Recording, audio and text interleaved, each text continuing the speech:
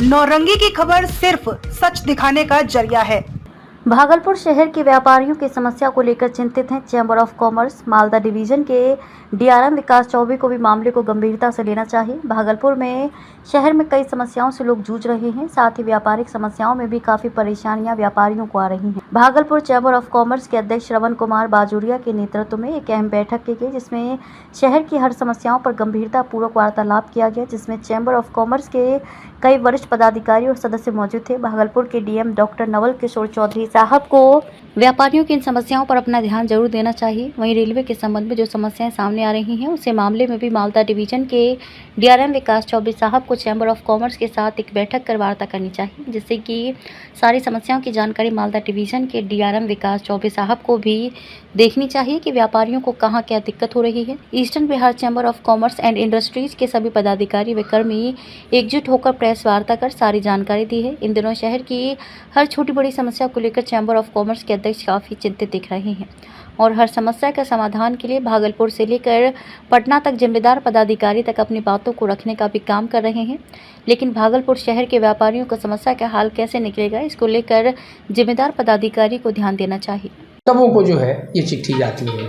तत्काल अभी मैं ये बताना चाहूँगा कि भागलपुर में नगर निगम ने जो अभी प्राइवेटाइजेशन किया है, उसमें यहाँ की जनता खुश नहीं है।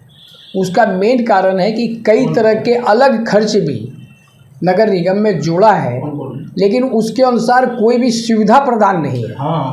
आज अगर वो सफाई की बात करते हैं तो उस मामले में नगण्य है, अगर एक्स्ट्रा टैक्स पानी के लिए बात करते हैं तो उस मामले में नगण्य है, 10 रुपया और चार्ज करते हैं तो उस मामले में जो है कमज़ोर है, और कॉमर्शियल का इन्होंने 1.5 गुना जो है बढ़ा दिया, चार्ज 1-1.5 गुना बढ़ा दिया। तो मेरा ये कहना है सरकार से और यहाँ के माननीय पदाधिकारी से और नगर आयुक्त से कि अगर आपने चार्ज बढ़ाया तो कम से कम यहाँ के समाज और व्यापारीगण को ये महसूस हो कि आपने काम भी बढ़ाया है। आज तक की जो स्थिति भागलपुर की है, आप किसी भी मोहल्ले टोले में चले जाएं, किसी भी दुकानदार बाज़ार में आप चले जाएं, सफाई नाम में बिग जीरो है। अगर हम ये बात करें कि भागलपुर में लाखों आदमी का रोज़ आना जाना होता है, महिलाएं भी होती हैं, बच्चे भी होते हैं, बच्चियां भी होते हैं, बड़े लोग भी होते हैं। एक भागलपुर शहर की विडंबना है कि सबसे पहला भारतवर्ष में स्मार्ट सिटी होते हुए एक यूरिनल नहीं है। एक यूरिनल का यहाँ पे चैम्बर के द्वारा जीर्णोद्धार कराया गया, जो कि आपके वैरायटी चौक के पास है, उसका भी मेंटेनेंस जब स्वयं मैं मिला नगर आयुक्त से, चिट्ठी भी लिख के दी, लेकिन उसका आज दिन तक मेंटेनेंस शुरू नहीं हुआ है, जिसके कारण आप वहाँ देख पाएंगे कि कितनी बड़ी गंदगी है और उसके सामने पूरा ट्रैफिक जाम रहता है। तो मेरा नगर निगम से यही कहना होगा कि जो आपने टैक्स लागू किया है, वो टैक्स प्राइवेटाइजेशन के बाद एक बैग इतने बढ़ोतरी की क्या ज़रूरत थी, और अगर आपने ज़रूरत समझा है इसको कि इतनी बढ़ोतरी यहाँ की हो, तो उस अनुसार से यहाँ के लोगों को इसकी सुविधा भी प्राप्त हो। क्या सर ये चिट्ठी तक ये भागलपुर ने इस पर एक इंटरेस्ट भी लिया और इसमें लगे भी हैं, तो इससे जनता को काफ़ी उम्मीद हुई है कि भागलपुर में आने वाले समय में यहाँ एक हवाई जहाज़ चालू होगा। चालू होने से यहाँ का व्यापार सिल्क का व्यापार है, आम का व्यापार है, उससे व्यापारी लोग आएंगे बाहर से, यहाँ के लोग बाहर जाएंगे, व्यापार बढ़ेगा, भागलपुर शहर की आमदनी बढ़ेगी, सरकार को रेवेन्यू की प्राप्ति होगी।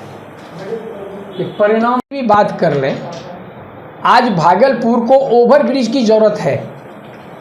आज जितनी जाम की स्थिति है, जनसंख्या बढ़ी है, गाड़ियां बढ़ी है, रोडें सिकुड़ी हुई है, चौड़ी नहीं हुई है।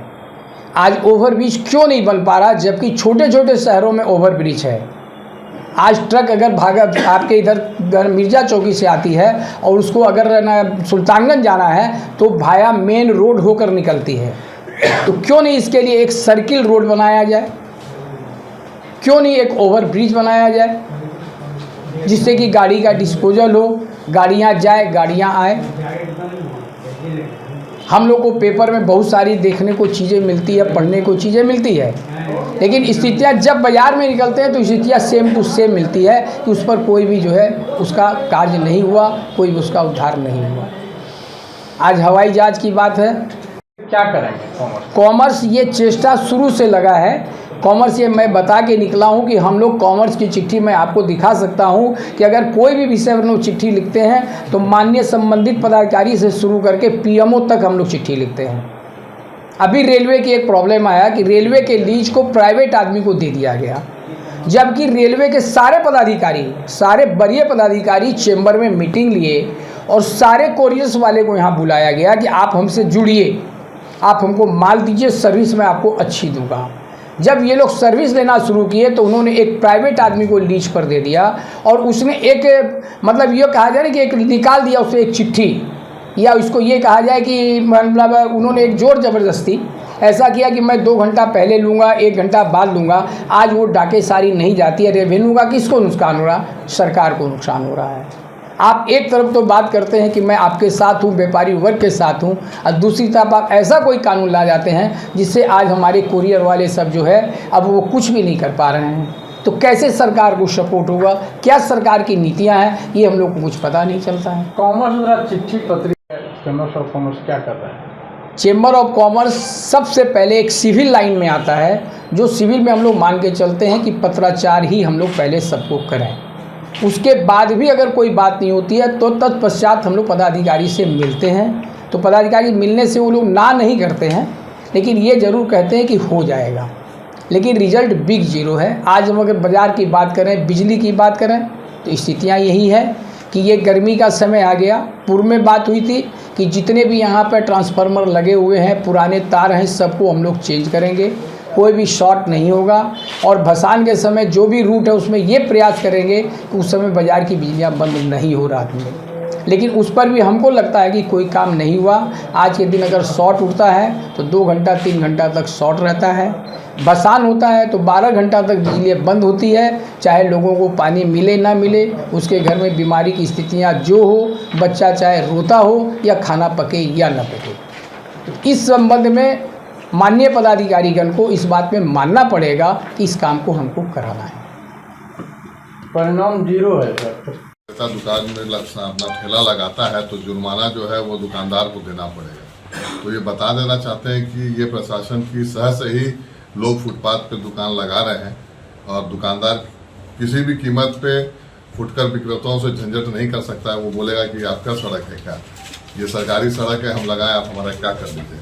तो कोई भी दुकानदार इस चीज़ में उलझना नहीं चाहता। अगर प्रशासन चाहेगा तो उस जाम को, उस फुटकर विक्रेता को वहाँ से वो चाहेगा तो तुरंत ही वहाँ से हटा लेगा। तो मुझे लगता है कि इसमें प्रशासन का हिस्सा है कि वो फुटकर विक्रेता वहाँ पे अपनी दुकानें लगा रहे हैं। प्रशासन चाहेगा तो कुछ भी हो जाएगा। पूर्व में आपने देखा होगा, संडे की खबर है कि शाह मार्केट में 4 दुकानों में ताला लग गया था, लेकिन नाजायज तरीके से लगा था। प्रशासन ने चाहा तो वो ताला खुल गया। पूर्व में प्रशासन ने नहीं चाहा तो नहीं खुला, लेकिन उस बार प्रशासन ने चाहा तो वो ताला खुल गया।